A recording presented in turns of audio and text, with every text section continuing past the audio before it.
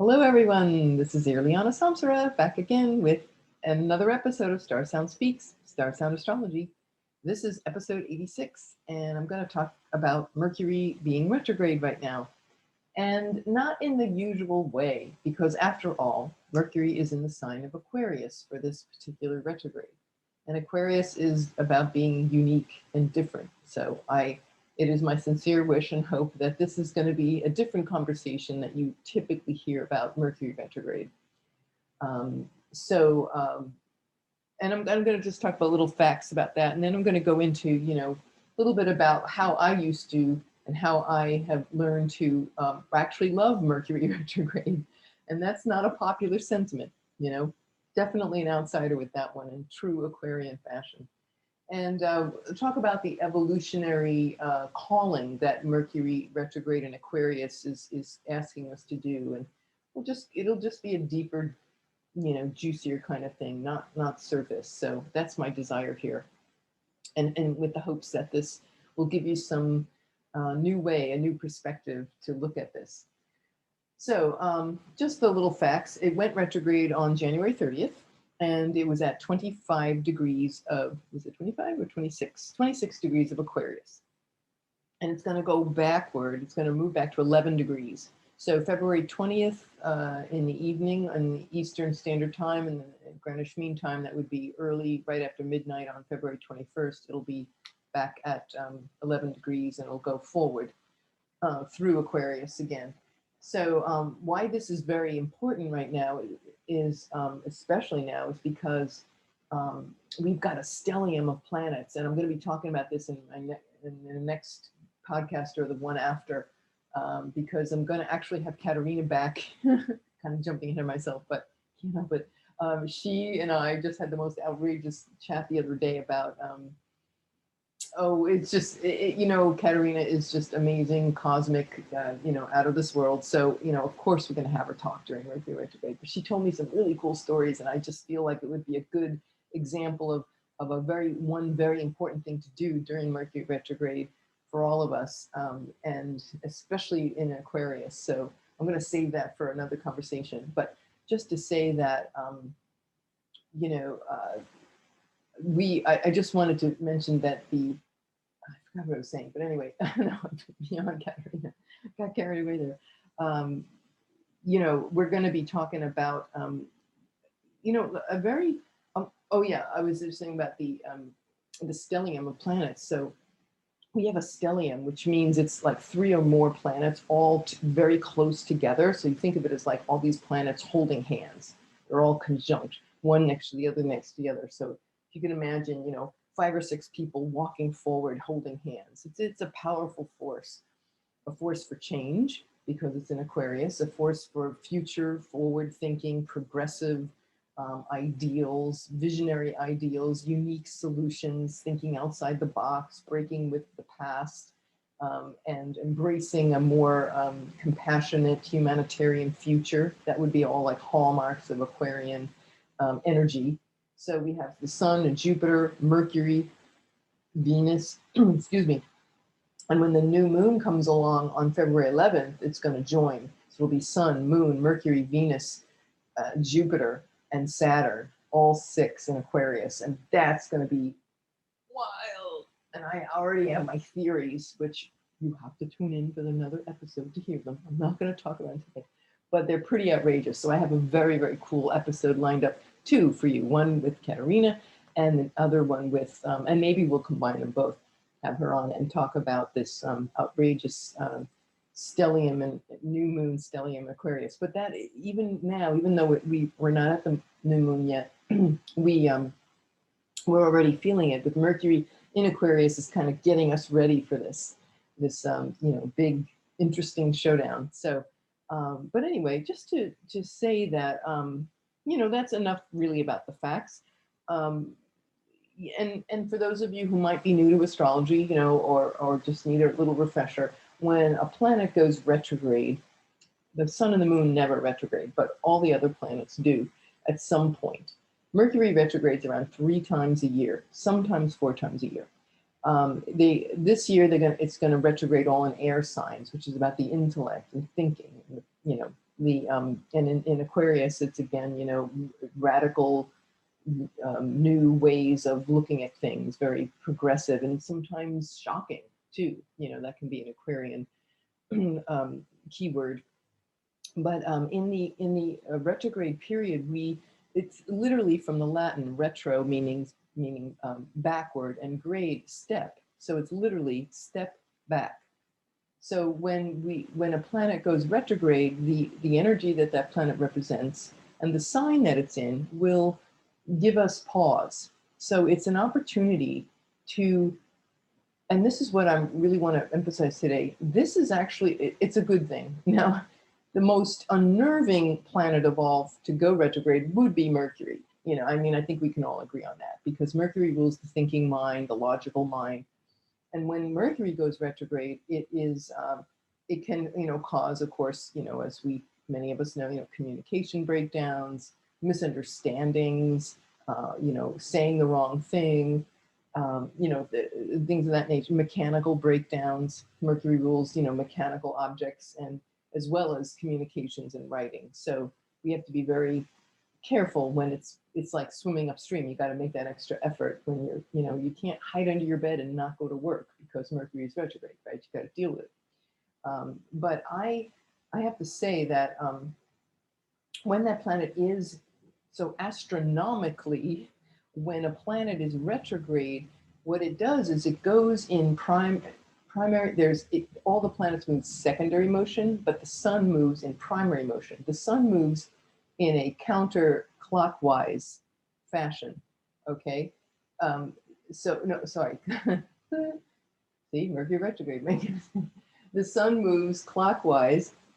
If you could imagine primary motion, the planets move in the other direction. So philosophically, and I don't know if I'm really quite got all this perfectly articulated, because I'm still learning this. This is stuff I'm learning in my amazing nightlight astrology course, ancient astrology. But what I love about the course and what I love about Achyuta Baba is that he's giving us all this philosophy. So it's not just the nuts and bolts of astrology. It's like, okay, I got that part. But what I love is the philosophy and the deep conversations that go with that, and the deep meanings and the symbolism.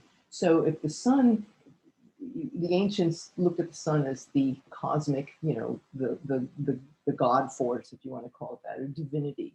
So the planets though move in the opposite direction. So they move with it's like the heavy earth-laden 3D experience, And when a planet retrogrades, it's going in the same direction as the sun for a brief period of time. In the case of Mercury, it goes retrograde for about 20 days. So the further out a planet is, the longer it's going to retrograde. So when we had Mars retrograde last fall, it was about a good 6 weeks. And when Pluto's retrograde, God, it's like half the year. It spends like 5-6 months in retrograde. So that's not such a big deal, right? Because it's just so slow moving and it's half the year. But we notice it more with personal planets like Venus, Mars, and Mercury. So anyway, when Mercury is in that direct motion with the sun, when it's in retrograde, it's like, think of it like this. And this is where I want to really, if I can leave you with one thing today, it would be looking at this as it's sacred. It's moving with divinity.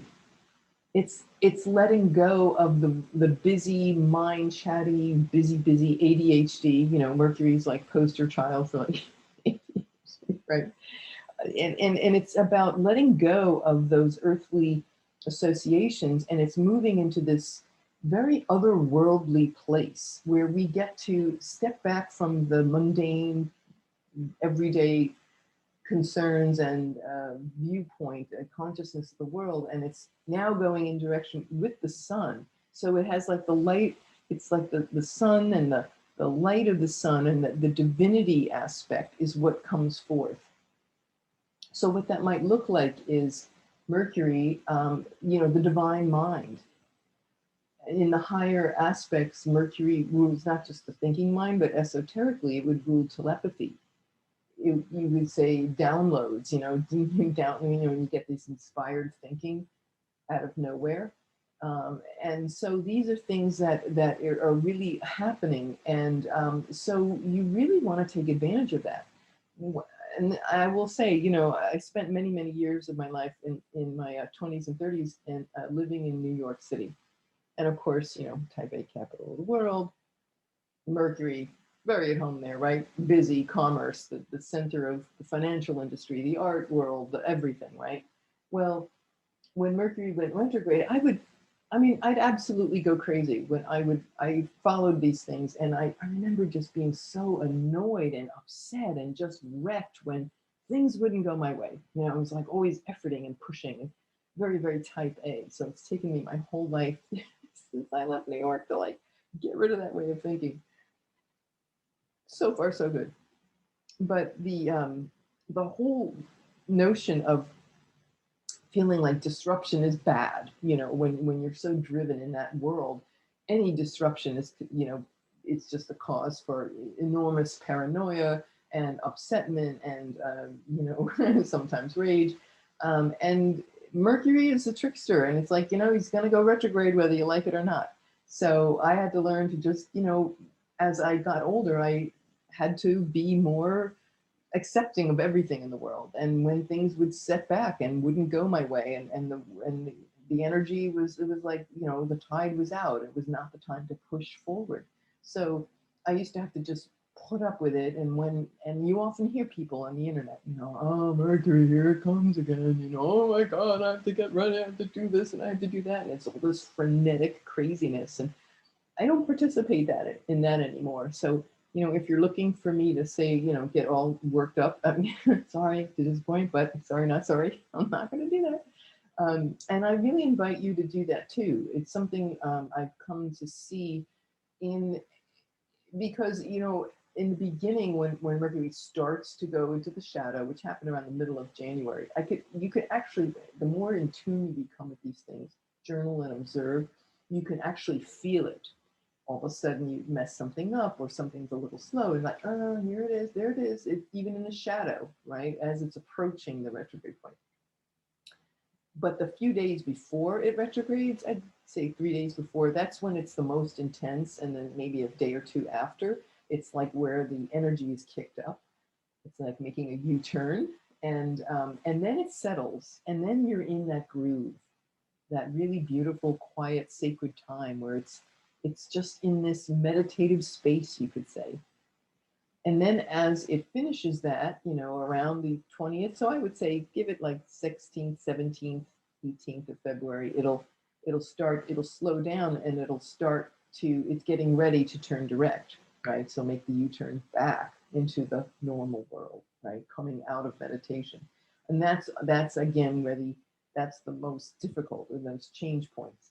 And then of course it finds its way. It's like, you know, when you're waking up from a nap, you're not quite there. You're kind of like moving slowly, and then you kind of get into the groove, and it moves on with the normal world. But in that space, that 3 week sacred time, it's a time when things are revealed. And it's a very precious time because you see things from a very cosmic perspective. And that's what it can give us.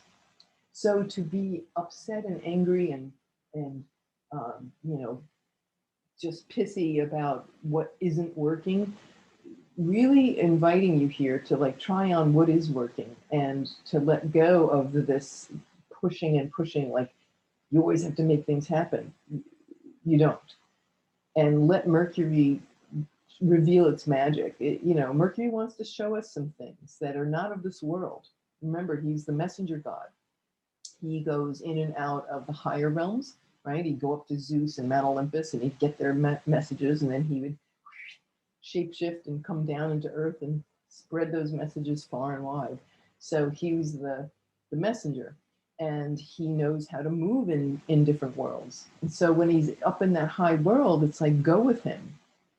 Go to that higher world and see things from a different perspective that's not in the normal workaday, the mundane. You know, it's a really, so instead of putting up with it and surviving it, you know, how to survive Mercury retrograde, all this. I mean, it's, of course, you could be funny. I love to be funny about it, and you can have jokes. I'm not saying you have to be serious, but you don't need to get upset. It's just not necessary. So I'm just inviting you to like be with those upsets and be with those delays and just go, you know what, there's a reason for this. And it's really magical. One thing I notice is people, regardless of whatever sign it's in, people from your past typically show up. You might surprise someone from your past, or they might surprise you. It's already happened, you know, for me several times. Depending on what house it's occurring for you, you know, it's like if it's in your fifth house, you could have an old lover, an old romance, you know, somebody from your past show up. If it's in your sixth house, it could be a former coworker, or you know, somebody who represents, you know, somebody in a service industry, or who you serve with, or coworker, employee, that kind of thing. If it's in your seventh house, your ex-husband or ex-wife, you know, could show up. You know, so again, it just depends on what area where you would experience that revisiting. But the Mercury in the sign of Aquarius is, of course, Aquarius. Now, in ancient astrology, Aquarius, Saturn rules Capricorn and Aquarius. And in modern astrology, Aquarius is ruled by Uranus.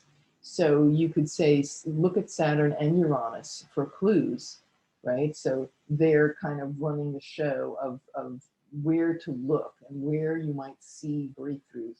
Well, why this is important, Saturn and Uranus just so happened that Saturn is in the sign of Aquarius, right? It went in around the solstice in December, and it's squaring Uranus. That's, as I've shared before, this is the big deal this year, is the squares, which is coming up February 17th. It'll be exact. It's squaring Saturn and Uranus. Progress versus hanging on to the past. You know, this dynamic tension. It'll come up again in the middle of June, June 14th. And then like Christmas Eve, it'll come up again. It was third and final pass with that exact tight square. So it's these dynamic forces at work. So the Mercury retrograde in Aquarius is giving us a kind of, you know, hey, let's see the mindset around this, around change.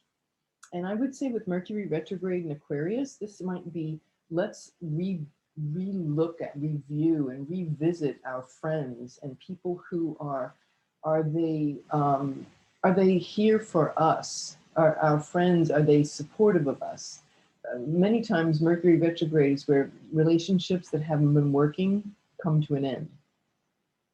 You could say with Mercury retrograde in Aquarius, if you have friends or organizations or groups or group organizations that where you don't feel things are working out, it typically will come to an end. You know, friends, tribe, you know, connected groups of people. If things are not working out, it's a time to step back and go, okay, let's take some airspace here and really look on the inner. And what is it that I need to look at? What do I need to revisit in terms of, you know, progress? One of the things that, let's see my notes here, I would say, you know, and Aquarius also rules like hopes and wishes and dreams. So this is where we get to revisit these things. You know, what are my hopes, wishes, and dreams about my friends and my tribe and my group organizations or groups and connections and my peers, perhaps in like a career, you know, my professional peers, all of these various groups. There may be some kind of Mercury wants to talk to us about that. I've had a very, very rich dream state in the last few days since Mercury went to retrograde. I've been dreaming kind of on and off, but lately I've had really intense, like 2 really amazing dreams every night, and I've been journaling them. So Mercury ruling communication, this is a good time to journal, and journal your dreams, whether they're your dreams that you're dreaming at night when you sleep, or just your dreams. Like what are your hopes and wishes and dreams? This is a good time to revisit them. What do you really want to do in this life? What kind of creative projects that would really make you feel so liberated and so expansive? What's that part of you that's really creative, that really wants to let loose? You know, where can you break up stuck thinking, you know, Aquarius being a fixed sign, let's revisit where we might have been stuck and fixated on something where it's not working. So those are some things to think about, progressive ideas. So, and I would say too, any kind of group or organization that doesn't feel, you don't feel liberated around, that is not really, that is holding you back. This would be a time to revisit and revise and renegotiate. Mercury also rules contracts and commerce. So, and Aquarius, very much about technology. So I would say, revisiting tech agreements, revisiting our relationships with these things. So that's kind of just a different way to look at it. But like I said, I really want to emphasize the sacred part of it. And I had mentioned this before, and I'll just say it again because so many of you are new listeners. But if you go back to my podcast episodes, which I just did in Apple, like iTunes and Spotify and a number of other platforms, StarSound Speaks, you can Google it there. But there were previous Mercury retrograde episodes that you can just look it up in the title, that I talk about this as, using Mercury retrograde, just in keeping your sense of humor. But I really feel like today's conversation is going a little deeper with that, with the sacredness of it. But I will say, and I mentioned this in a previous one about a year ago, there is a guru in India, Yogi Raj Gurunath Siddhanath, and he created a Mercury Shivaling, and he has it in his ashram in India. So a Shivaling is like this. It's a you could say a monument to Shiva. It's this monolithic, rounded, you see them. They can make them as small and tiny. For Dust, you could have one that's 12 feet tall. They're any size, but they're sacred ceremonial objects, and it contains the power of Shiva, which is the destroyer, right? Destruction and renewal, right? That life is the passing of life and then the renewal. So Shiva, the Shiva Ling, he created one out of Mercury. Now, Mercury in its unrefined state is poison, right? Like, you don't ever touch quicksilver, you don't want to break a thermometer and get mercury on you, right? Mercury poisoning, bad thing. But that's in its unrefined state. Now I do not do this at home. He's a guru, he's a yogi master. He took liquid mercury and shaped it for months and worked with prayer and Sanskrit and all the intentions and the mastery that he is and embodies. And what the enlightened masters can do is refine Mercury with his thoughts and prayers and his siddhist powers. And it becomes, when Mercury is refined, then it actually becomes healing. So the poison becomes medicine, right? So that's a precept here. When you think about Mercury unrefined, the chatty mind, he put that Shivaling there because it was like an antenna for the world to help reduce the chatty mind, surface thinking of the planet. So if we can take a clue from that and go, wow, okay, silver, quicksilver, chatty mind, refine. So Mercury retrograde is like, let's leave behind that world, that busy thinking world, the chatty mind, and let's just meditate and let's go deeper and let's see what comes up that's sacred and pure, and the thoughts, and again, on a higher plane, telepathy, what messages can we receive from higher dimensions that maybe aren't available to us because we're so busy working and doing and running around. Something to think about. So yeah, so that just to think of Mercury in a different way rather than, oh my God, here comes Mercury retrograde, right? There are deeper levels here that we can engage with that will really turn it all around for us and give us a whole new dimension of engagement. So that's my invitation to you, is to, take that on, use this time wisely and use it in its sacred manner. There's a time and a place for everything, and it's built into our very into nature, into our reality, that we're not all go, go, go. We definitely have to take that time to step back. And the planets reflect that. You know, and from the apparent motion on Earth, it looks as if, of course, it's not going backward. It's just relative to us standing on Earth. It looks as if the planet goes backward, having to do with orbital speed. And as it catches up, it's just, you know, the slower moving planet, faster moving planet, you know, just like wheels on a highway. You see a car that you're passing, you're going faster, and their wheels look like they're spinning backwards. But again, just an optical illusion.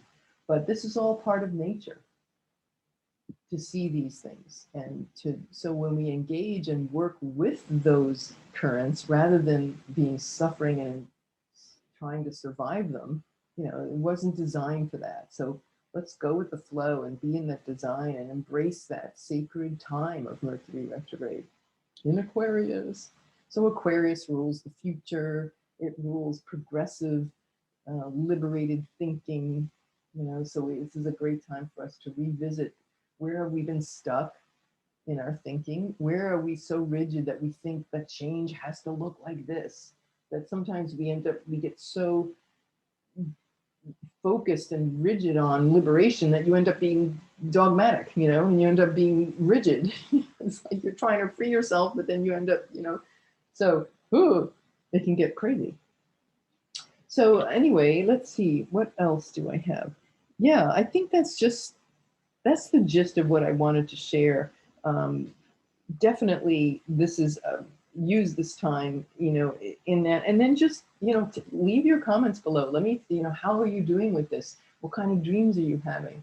I'm seeing dreams that, and it's always when if you have a dream at night, wake up, I would recommend keep a journal and a pencil by your bedside so you can reach for it easily, because you know how quickly those things can often slip out, and write down everything. Because typically what I find is that if you wait, you can often you don't remember a lot later, and you only remember one or two things. But if you go back and read what you wrote in the middle of the night, you're like, oh my God, that's right. Oh gosh, yeah, there was this whole other piece. So it's really rich because the universe is giving us clues. So we want to, you know, make sure that we have all that information. But I saw one image I saw was about my direction in life and about staying on course and don't allow myself to drift. So that was the one, I think it was last night or the night before, I had that. I was like on a ship going through ocean water, or just a large body of water. It was at night, and there was just this little light on land, and this man who was like it was like the cockpit. It was like a small cockpit, like it was on an aircraft, but it was actually a boat ship. And just stay the course and just keep your eye on the light, and don't allow yourself to drift. Like sometimes I'm like, oh, I just daydream, you know. It's like, oh, it's like, no. Even the slightest little thing of taking yourself off course, the boat started to drift way over, and it's like, then I had to like steer, and I was constantly steering the boat like a tiller, you know, like on a sailboat. And so the tiller, your moment to moment, it's always going off course, and your moment to moment, you have to keep moving forward and keep that center path, and don't let yourself drift. Don't drift over there. Don't drift over here. Stay in the middle. Keep your focus on that light. It was like a light on land, you know, that I was like, head toward that light. Stay focused. That was really powerful. And I also, little joke here, I don't know why, and I have to figure, you know, I looked down in the dream, and there was this videotape, the old videotape, for those of us that were, you know, born before 1985, there were these 3/4-inch videotapes that were the industry standard when I worked on Madison Avenue. We'd get interviews with clients, you know, and we'd get them on these, and there was the broadcast quality 3/4-inch videotape. I can still see them, big, clunky, boxy things. Of course, now everything's, you know, audio file like that, you know, electronic file, but these clunky plastic boxes. And one of them was sitting there in the cockpit of this ship I was steering. And so it's interesting because with Mercury retrograde in Aquarius, Aquarius rules technology. So it was kind of like saying, hey, look, you know, look at your old outdated technology, the tools that you're using maybe to navigate, you know, metaphorically. these need an update. It's like, okay, I got that. So on a practical level, if you've got to throw out your old technology, if you have a VCR player, okay, 1990s, it's okay to toss things. Mercury retrograde is always good for cleaning out closets. You may find yourself compelled, like, oh God, I started cleaning and I haven't done that in so long, and it feels really good. So get rid of things that are totally outdated, that aren't future. If it's not fitting your new future self, like forget about it. So anyway, just to share that. Hopefully I can get Katerina back very shortly, and she's going to tell us some cool stories that are very apropos for Mercury retrograde in Aquarius. This is the unusual. She not unwittingly, started sharing some stories, and I realized, oh my God, that's so Mercury in Aquarius. Like these stories that were so unusual, that were so from another world, and has to do with cleaning out things, cleaning out closets and old things out of your life. And so I guarantee you will, this is a new way of the things you think about when you throw things out. It's more than what you realize. I'll just leave you with that. So we'll have her on very shortly. And then we're gonna, my conversation about this new moon, man, I'm just really jazzed about. And I'm gonna be talking about a particular book, which is one of my favorite books that wrap that all up. So anyway, I hear, yes, ma'am. I'm not a podcast host. I'm a slave to a cat. What can I say? It's a cat thing. Yes, dear. It's Toby. You remember Toby? I'm coming. I already fed you, but let's not even go there. So anyway, that's all for now. Let me know how you're doing Mercury retrograde, and any new stunning, shocking, amazing, download futuristic insights that might be landing in your mind. This is the ripe time for that.